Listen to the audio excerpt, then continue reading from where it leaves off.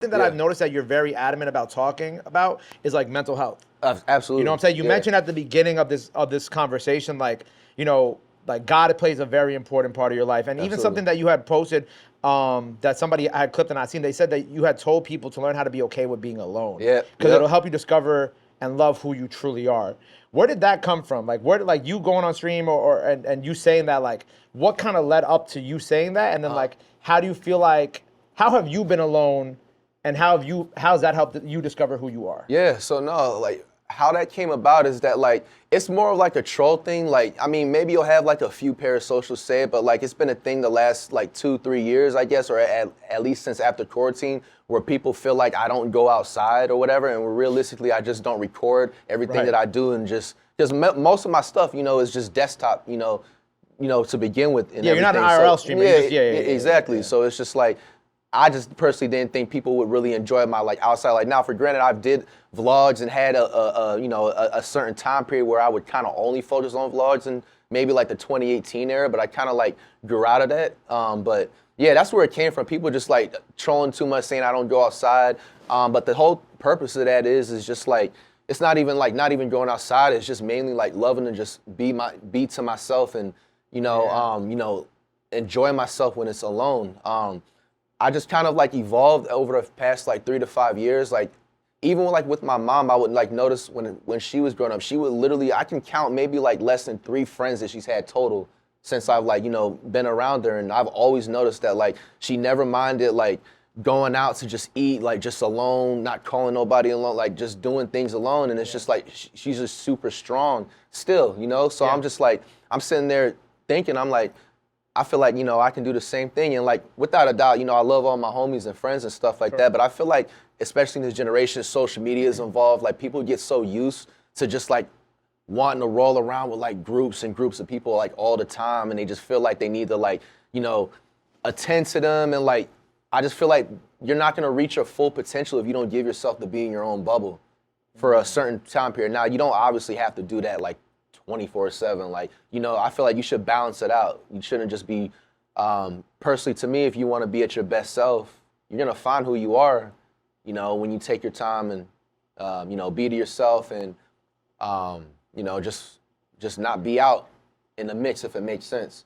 And also too, like when I was like growing up, that's just how it naturally was. Like I always was cool with just all types of crowds, but I was just always the outcast. Like, maybe during a time period when I was younger, when you're obviously still developing, like every kid does, you go through trying to fit in with the crowd. You go through, and I've been there and I kind of done that and I learned, it's just like, it's not me. So it's like, you can't make the same mistakes twice. Yeah. So I felt like, with me taking a ride I do and just stay solo and everything, and primarily solo and, pop out here and there, that's just personally at my best where I am.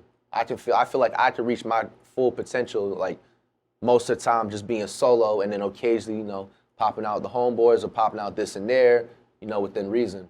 Yeah, so, I respect that. Yeah. What do you feel like, you've discovered about yourself aside from like enjoying being alone? Oh man, just like how to like control like certain, even little things on how I react to certain things. Right. Like I noticed that when I was maybe like in my 20s and stuff, like earlier 20s, if like I'm with like groups of people and stuff, is something like, let's say somebody cuts me in line or whatever, like I feel like I'd be more like likely to want to react and try to maybe say something slick or do something just because of that. Oh, like I got my niggas around me, like I gotta do so, I gotta say something or whatever.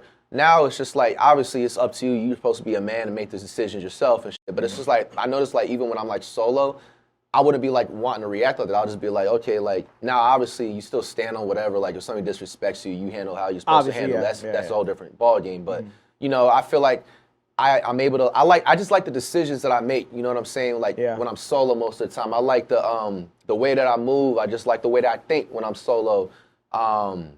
You're able to just go to point A to point B without having to wait for anybody. So I just feel like there's more pros to it.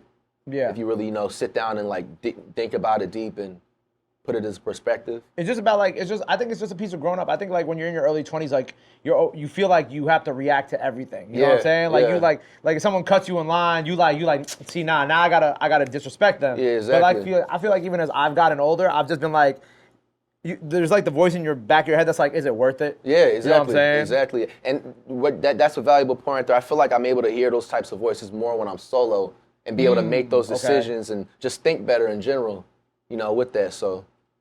Right, because if you have certain people around, like you, like, I think it's like an instinctive thing. It's like, oh, I got my people around me, like, now I gotta pop it because I don't want to look dumb in front of everybody. You know what I'm saying? Yeah, exactly. I don't want to hear about this shit later on or stuff like that. Now, you know, for granted, it's obviously your own decisions at the end of the day because you know, you don't want people to be like, oh, so you get around people. Nah, but I just personally, I feel like I help teach myself to be a better person when I'm solo most of the time. Now, to each its own. Somebody may, you know, but that's just personally how I like to roll. Yeah, I remember this one artist that came on my show years ago. Like, obviously, I don't think this applies to every situation, but he said to me something like 10 seconds of emotion can cost you 10 years to life. Yeah.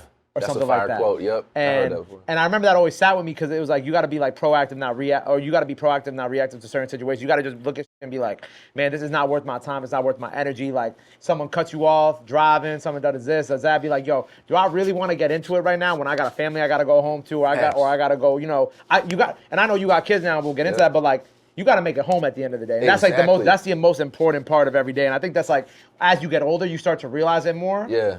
Maybe it's because we're getting older, we technically have less time, but like, I think you start to realize more. It's like, yo, at the end of the day, I just want to make it home to my kids. I don't have kids, but you for kids. Like my mom, my dad. Like, I want to be able to see them when I go home. You know what I mean? Absolutely. Getting home safe is underrated. Yeah, super underrated.